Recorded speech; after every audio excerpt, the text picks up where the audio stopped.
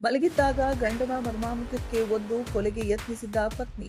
ಜಗಳದ ಬಳಿಕ ಮಲಗಿದ್ದ ಗಂಡನ ಮರ್ಮಾಂಗಕ್ಕೆ ಹೆಂಡತಿ ಒದ್ದು ಕೊಲೆಗೆ ಯತ್ನಿಸಿರುವ ಘಟನೆ ಚಿಕ್ಕಬಳ್ಳಾಪುರ ಜಿಲ್ಲೆಯ ಚಿಂತಾಮಣಿ ತಾಲೂಕಿನ ವೆಂಕಟರಾಯನಕೋಟೆ ಗ್ರಾಮದಲ್ಲಿ ನಡೆದಿದೆ.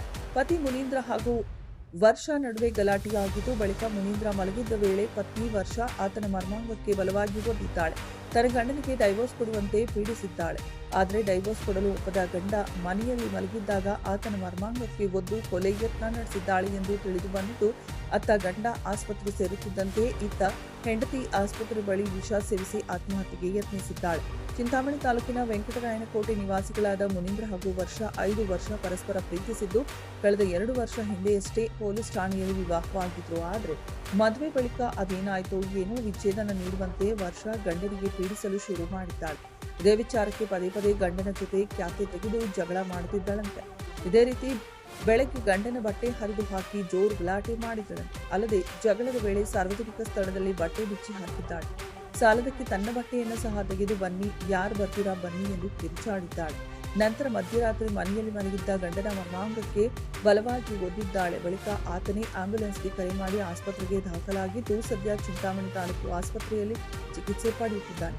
ಇನ್ನು ಬೆಳಗ್ಗೆ ಆಸ್ಪತ್ರೆಗೆ ಬಂದ ಮಹಿಳೆಗೆ ಗಂಡನನ್ನ ನೋಡಲು ಕುಟುಂಬಸ್ಥರು ಅವಕಾಶ ನೀಡಿಲ್ಲ. ಇದಾದ ಬಳಿಕ ಪೊಲೀಸರಿಗೆ ದೂರು ಕೊಟ್ಟಿದ್ದಾರೆ ಎಂದು ಮಹಿಳೆ ಕ್ರಿಮಿನಾಶಕ ಸೇವಿಸಿ ಐಡ್ರಾಮವೇ ಮಾಡಿದ್ದಾಳೆ. ಇನ್ನು ವಿಷ ಸೇವೆ ಮಾಡಿ ಆತ್ಮಹತ್ಯೆಗೆ ಯತ್ನಿಸಿದ್ದ ವರ್ಷ ಅಸ್ವಸ್ಥಲಾಗಿದ್ದು, ಕೂಡಲೇ ಚಿಕ್ಕಬಳ್ಳಾಪುರ ಜಿಲ್ಲಾಸ್ಪತ್ರೆಗೆ ದಾಖಲಿಸಿ ಚಿಕಿತ್ಸೆ ನೀಡಲಾಗುತ್ತಿದೆ.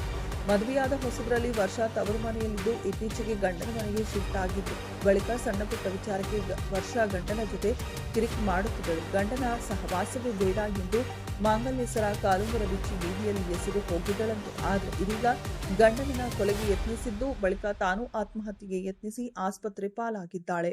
ವೆಂಕಟರಾಯನಕೋಟೆ ಅಂತ ಬಟ್ಲಲ್ಲಿ ಪೊಲೀಸ್ ಸ್ಟೇಷನ್ ಬರೋದು. ಅಲ್ಲಿ ನಮ್ಮ ಹೆಸರು ಮುನೇಂದ್ರ ಬಾಬು ಅಂತ, ನಮ್ಮ ಹೆಂಡತಿ ಹೆಸರು ವರ್ಷ ಅಂತ ಅವ್ರ ಹೆಸರು. ಲವ್ ಮ್ಯಾರೇಜ್ ನಮ್ಮದು. 2 ವರ್ಷ ಆಯಿತು. 1 ವರ್ಷ ಅವ್ರ ಮನೇಲಿ ಇದ್ದಿತ್ತು. ನಮ್ಮ ಮಾಮ ಅವ್ರ ಮನೇಲಿ ಇದ್ದಿತ್ತು. ಅವ್ರ ಮನೇಲಿ ಚೆನ್ನಾಗಿ ಇದ್ದಿತ್ತು 1 ವರ್ಷ. ಮತ್ತು ಇನ್ನು 2 ವರ್ಷ ನಮ್ಮ ಹೆಂಡತಿ ಬಂದು ನಮ್ಮ ಮನೆಗೆ ಹೊಟ್ಟೋಗೋಣ ಬಾ ಅಂದ್ಬಿಟ್ಟು ಅವ್ರು ಕರ್ಕೊಂಡು ಬಂದುಬಿಟ್ರು. ನಮ್ಮ ಮನೇಲಿ ಇದ್ದಿತ್ತು. ಅವಾಗ ನಮ್ಮ ಮನೇಲಿ ಇದ್ದಿದ್ದು ಅವು ಬಂದಿತ್ತು. ಮತ್ತು ಬೇಡ, ಇಲ್ಲಿ ಸಪ್ರೇಟಾಗಿರೋಣ ಅಂದ್ಬಿಟ್ರು. ಸರಿ ಆಯ್ತು, ಹಂಗೆ ಮಾಡೋದು. ಸಪ್ರೇಟಾಗಿದ್ದೆ. ಅವರಮ್ಮ ಬಂದುಬಿಟ್ಟು ಕರ್ಕೊಂಡು, ಬೇಡ ಸಪ್ರೇಟ್ ಇರೋದು ಬೇಡ, ನೀವು ಬಂದುಬಿಡಿ ನಮ್ಮ ಮನೆಗೆ ಅಂದ್ಬಿಟ್ಟು ಅದು ವೀಡಿಯೋ ಎಲ್ಲ ಮಾಡ್ಕೊಂಡಿದ್ದೀನಿ. ಬಾ ನಮ್ಮ ಮನೆಗೆ, ಇಲ್ಲಿರಬೇಡ ನೀನು ಅಂತ ಕರ್ಕೊಂಡು ಬಂದುಬಿಟ್ರು. ಸರಿ ಆಯಿತು ಅಂದ್ಬಿಟ್ಟು ನಾನು ಸುಮ್ಮನೆ ಆಗ್ಬಿಟ್ಟೆ. ಅವ್ರ ಮನೆಗೆ ಇದ್ದಿದ್ದು ಒಂದು 4-5 ದಿವಸ. ಈ ಅಂತೂ 4-5 ದಿವಸ ಇದ್ದಿದ್ದು ಅವ್ರ ಮನೆಯಲ್ಲೇ. ಅವರು ಏನೇನು ಅವರಮ್ಮ ಚೆನ್ನಾಗಿ ಕೇಳ್ತಾರೆ, ನಮ್ಮ ಹೆಂಡತಿ ವರ್ಷ ಅಂತ ಹೇಳ್ಬಿಟ್ಟು ಅವರಿಬ್ಬರು ಮಾತಾಡ್ಕೊಂಡಿರೋರು. ನೀನು ನಮ್ಮ ಊರಾಗೇ ಎಲ್ಲರ ಮುಂದೆನೇ ಹೇಳೋರು, ಅವ್ನು ಬಿಟ್ಬಿಡು, ಬೇಕಂದರೆ ಬೇರೆ ಅವ್ನು ಮದುವೆ ಮಾಡ್ಕೊಡ್ತೀನಿ ಬೇಕಂದರೆ ಅಂತ ಆತ ಈ ಥರ ಅಂತ. ನಾನು ಕೆಲಸ ಏರ್ಪೋರ್ಟ್ಗೆ ಹೋಗ್ತಾಯಿದ್ದೆ. ಏರ್ಪೋರ್ಟ್ಗೆ ಹೋಗುವಾಗ ಆವಾಗ ಈಗ ಮನೇಲಿ ಇರಲ್ಲಂತೆ, ನಮ್ಮ ಮನೆಯಲ್ಲೇ. ಆವಾಗ ಬಸ್ ಹತ್ತಿ ಹೊರ್ಟೋಗ್ತಾಳೆ. ಅದೆಲ್ಲ ವೀಡಿಯೋ ಎಲ್ಲ ಮಾಡ್ಕೊಂಡಿದ್ದೆ, ರೆಕಾರ್ಡಿಂಗ್ ಎಲ್ಲ ಇದ್ದೀನಿ. ಏನೇನು ಕೇಳಿದ್ರೆ, ನೀನು ಯಾವನು ಕೇಳಕ್ಕ, ಅವೆಲ್ಲ ನೀನು ಕೇಳಬಾರ್ದು, ನೀನು ಅವನಿಗೆ ಕೇಳಬಾರ್ದು, ನೀನು ಯಾವನು ಕೇಳಕ್ಕ, ಇಲ್ಲಾಂದರೆ ಡಿವೋರ್ಸ್ ಕೊಟ್ಬಿಡು, ಇಲ್ಲಾಂದರೆ ನೀನು ಸಾಯಿಸಾಕ್ತೀನಿ. ಎಲ್ಲರೂ ಅವರಪ್ಪ ಅವರಮ್ಮ ಎಲ್ಲರ ಮುಂದಿನ ಆ ಮಾತು ಎಲ್ಲರು. ಆ ಮಾತು ಹೇಳಿದ್ದಕ್ಕೆ ಅವರಪ್ಪ ಹೊಡೆದವನು. ಆ ಥರ ಮಾತಾಡಬೇಡ ನೀನು ಅಂತ ಬೆಳಗ್ಗೆ ಹೊಡೆದಿರೋದು. ನೈಟು ಇಲ್ಲ ನೀನು ಸಾಯಿಸಾಕ್ಬಿಡ್ತೀನಿ ಅಂತ 2 ಗಂಟೆಯಲ್ಲಿ ಜೋರಾಗಿ ಸೆಂಟ್ರ್ ಓದ್ಬಿಡ್ತೀನಿ. ಆವಾಗ ನನಗೆ ಏನೋ ಮಾತಾಡೋಕ್ಕಾಗಿಲ್ಲ, ಏನೂ ಮಾಡೋಕ್ಕಾಗಿಲ್ಲ. ಸುಮ್ಮನೆ ಆವಾಗ ಹಂಗೆ ಮಲ್ಕೊಂಡ್ಬಿಟ್ವಿ. ಬೆಳಗ್ಗೆ ಒಂದು 6 ಗಂಟೆ 6:15 ಆಯಿತು ಅಷ್ಟೇ. ಎದ್ದಿದ್ದೀನಿ. ಹಂಗೆ ಆಚೆ ಕಡೆ ಬಂದು ಗಾಡಿಯಲ್ಲಿ ಬಂದಿದ್ದರು. ನಮ್ಮ ಮನೆ ಹತ್ರಕ್ಕೆ ಬಂದೆ, ಹಂಗೆ ಗಾಡಿಯಲ್ಲೇ ಬಿದ್ದೋಗ್ಬಿಟ್ಟು. ಆವಾಗ ನಮ್ಮಮ್ಮ ಬಂದು ಆಂಬುಲೆನ್ಸ್ ಫೋನ್ ಮಾಡಿಬಿಟ್ಟು ಕರೆಕ್ಟ್ ಇಲ್ಲ ಸಿಕ್ತು. ಅದು ಯಾವ್ದಾದ್ರು ಹೊಡೆದಿರೋದು ನಿಮಗೆ? ಹೆಂಡತಿ ಹೊಡೆದಿರೋದು, ಸೆಂಟ್ರಾಗ ಹೊಡೆದಿರೋದು. ಅವು ಹೊಡೆದವರು ನನಗೆ ಎದ್ದೇಳೋಕ್ಕಾಗಿಲ್ಲ, ಮಲ್ಕೊಳಕ್ಕೆ ಏನು ಮಾಡೋಕ್ಕಾಗಿಲ್ಲ. ಅವಾಗ ಬಿದ್ದೋಗಿದ್ದೀನಿ.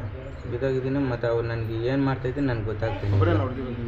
ಒಬ್ಬರೇ ಅವರಮ್ಮನೂ ಇಬ್ಬರು ಮಾತಾಡ್ಕೊಂಡು ಇದು ಮಾಡಿರೋದು ಕೆಲಸ. ಕಂಪ್ಲೇಂಟ್ ಕೊಟ್ಟಿದ್ದೆ ಸರ್. ಅವರಮ್ಮನೂ ಅವರಮ್ಮ ಹೇಳವ್ರೆ, ಎಲ್ಲರ ಮುಂದೆ ಹೇಳವ್ರೆ, ನೀವು ಸಾಕ್ಸ್ಬಿಡು, ಇಲ್ಲಾಂದರೆ ನೀವು ಡಿವೋರ್ಸ್ ಕೊಟ್ಬಿಡು, ನೀವು ಬೇರೆಯವ್ರ ಮದುವೆ ಮಾಡ್ಕೊಡ್ತೀನಿ, ಬೇಕಂದರೆ ನೀವು ಸರಿ ಇಲ್ಲ, ಹಂಗೆ ಆ ಥರ ಈ ಥರ ನಾವು ನೀವು ಇಟ್ಕೊಂಡು ಹಂಗೆ ಈ ಥರ ಮಾತಾಡ್ತಾರೆ ಅವರು. ಇಬ್ಬರು ಸೇಮ್ ಕ್ಯಾಸ್ಟಾ ಬೇರೆ?